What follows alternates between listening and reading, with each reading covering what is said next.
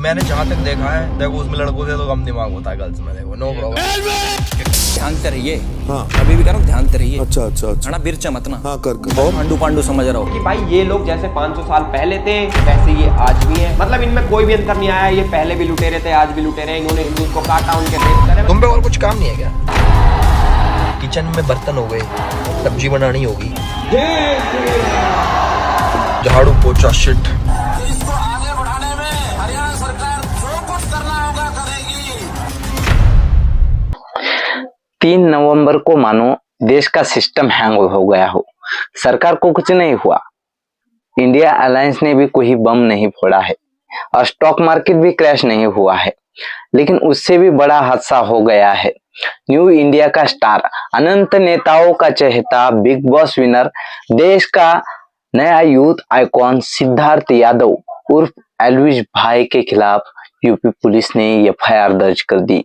और ये आरोप गलती से भी कहीं सच साबित हुए ना तो एल्विश भाई को 7 साल की सजा हो सकती है under the wild life protection act के तहत। अब एफआईआर के बाद कट्टर हिंदू एल्विश भाई के वाइल्ड लाइफ के काले कारनामे सामने आए हैं। अब जो सोशल मीडिया का बहुत ज्यादा यूज करते हैं, मतलब बहुत ही ज्यादा, जिनका उठना बैठना खाना पीना सोना सब सोशल मीडिया पर ही होता है, तो उन्हें पता है 7 साल छोड़िए 7 दिन भी जेल नहीं जाएंगे एल्विश भाई। ऐसा क्यों? कौन है एल्विश भाई? तो आपको बता दूं, इंडिया ने सिर्फ चंद्रयान 3 ही लॉन्च नहीं किया है, बल्कि कुछ क्रिएटर भी लॉन्च किए हैं। क्रिएटर कम नेता टाइप ज्यादा लगते हैं। अब जो सोशल मीडिया पर नहीं रहते, उन्हें उनकी पहचान कहाँ तक है उसका एहसास तक नहीं है। और एल्विश की आर्मी का तो छोड़ ही दीजिए, जो अच्छे अच्छों को सोशल मीडिया पर ट्रोल करके नंगा कर देती है। अब स्क्रिप्टिंग के वक्त हमें भी थोड़ा डर लगा था। एल्विश यादव के खिलाफ नोएडा के सेक्टर 49 में मुकदमा दर्ज हुआ है। उन पर जहरीले सांपों की तस्करी करने और गैर कानूनी रूप से रेव पार्टी आयोजित करवाने का आरोप लगा है। एल्विश यादव पर आरोप लगा है कि उन्होंने सांपों की तस्करी की है और वह उनके जहर का इस्तेमाल रेव पार्टी में नशे के लिए करते हैं। आरोपी के कब्जे से पुलिस ने 20 मिलीलीटर जहर और जिंदा सांप बरामद किए हैं। पकड़े गए आरोपी की पहचान दिल्ली के राहुल, टिटूनाथ, जयकरण, नारायण और रविनाथ। इन्होंने पूछताछ में बताया कि वे इन सांपों व स्नेक वेमन का इस्तेमाल रेव पार्टी में नशे के लिए करते हैं। बरामद किए गए सांपों में 5 कोबरा, 2 दुमुही, 1 अजगर, 1 रेड स्नेक शामिल है। बताया जा रहा है कि इन सांपों के जहर का इस्तेमाल पार्टी में किया जाता था। मामले में कोतवाल प्रभारी निरीक्षक संदीप चौधरी का कहना है कि 5 आरोपियों को गिरफ्तार किया गया है। एल्विश यादव समेत 6 नामजद और कुछ अज्ञात के खिलाफ केस दर्ज किया गया है।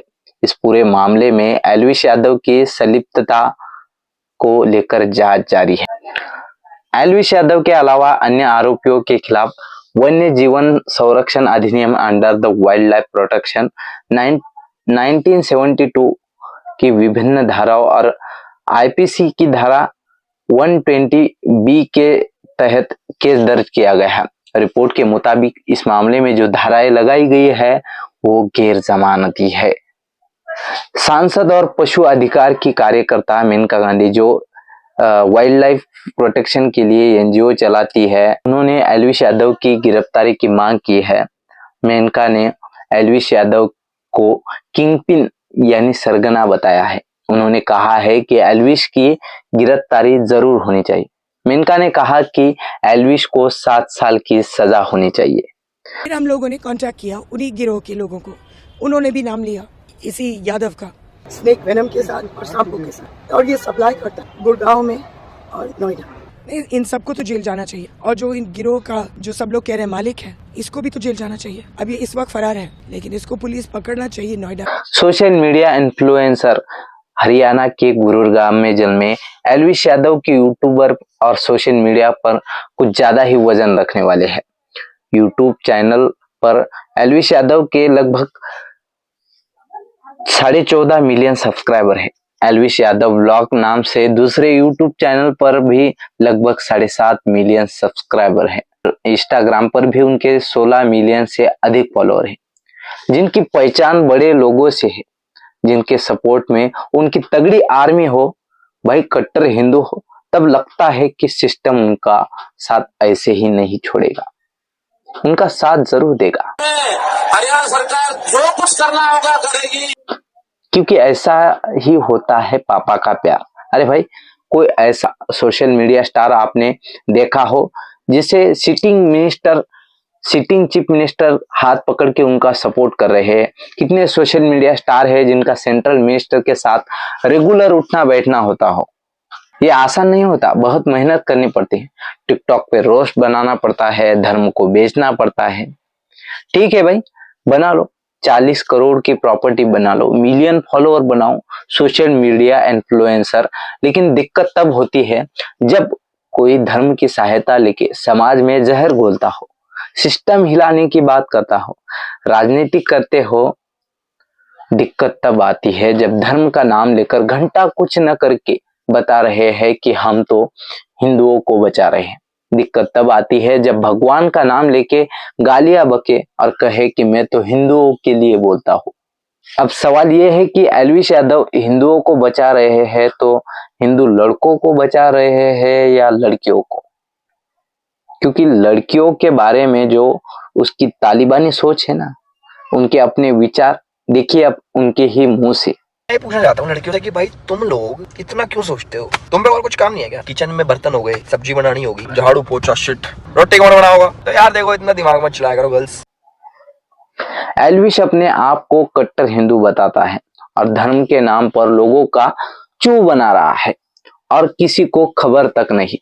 जागो हिंदू जागो, ये कट्टर हिंदू का रूप नहीं है। ये रशियन बचाने में ज्यादा बिजी है, तुम्हें कब बचाएंगे? जब कोई इंटरटेनर करके स्टार बन जाता है ना, तब समझ में आता है। जब कोई बिजनेसमैन बिजनेस करके आइकॉन बन जाता है, तब समझ में आता है। जब कोई स्पोर्टमैन मेहनत करके मेडल जीतता है और स्पोर्टिंग आइकॉन बनता है, तब समझ में आता है। लेकिन कोई सोशल मीडिया इन्फ्लुएंसर धर्म के नाम पर आइकॉन बनता है, तब समझ नहीं आता। ठीक है, उसको पैसा मिलता है, फैन फॉलोइंग मिल रही है, उसमें एंटरटेनर को देखना ठीक है, लेकिन समझ नहीं आता ये उसकी आर्मी है। उसको क्या मिलता है भाई? एल्विश को पैसा मिलता देख अपने आप में खुश होना, इससे क्या होता है? थोड़ा तो स्टैंडर्ड बढ़ाओ। अरे अपने आप को देखो, थोड़ा नॉलेज बढ़ाओ, एजुकेशन बढ़ाओ। सोशल मीडिया इन्फ्लुएंसर को एंटरटेनर के हिसाब से देखो, उसमें आइकॉन मत देखो जो पैसा कमाने के लिए धर्म को बेचे। उसमें आइकॉन मत देखो जो पैसा कमाने के लिए धर्म बेचे। कुछ दिन पहले शाहरुख के बेटे को रोस्ट करते हुए उसे ड्रग्स एडिक्ट बुलाया था। आज यही नशे बेचने पर उस पर एफआईआर हुई है। ठीक है, एल्विश यादव पहला नहीं है, ना ही आखिरी होगा, और वो इससे बच भी जाएगा। लेकिन अपनी फायदे के लिए अपने आर्मी को बोलना इसको काटो उस पर भोंको और धर्म के नाम पर जेब भरना, ये सही नहीं हो रहा है। अगर आप एल्विश आर्मी से हो तो आपसे रिक्वेस्ट है कि भर भर के कमेंट बॉक्स में गालियां दो, लेकिन अपने भैया से कहो कि अपना ही ना सोचे, देश के बारे में भी थोड़ा सोचे। बेरोजगारी, भुखमरी, per capita income, democracy, media, इस पर भी कुछ बोले जो कुएं में जा रहा है, और तब देश आगे बढ़ेगा। सिर्फ अपनी जेब भरने से देश आगे नहीं बढ़ेगा, और ये करने में ज्यादा कुछ नहीं लगता, सिर्फ जमीर जिंदा होना चाहिए। और अगर फिर भी आपको लगता है कि एल्विश पर सांप छोड़े गए हैं या उसे फंसाया जा रहा है, तो आपके लिए एक ही मंत्र छोड़ रहा हो, उसी को जपो। लगाओ भाई।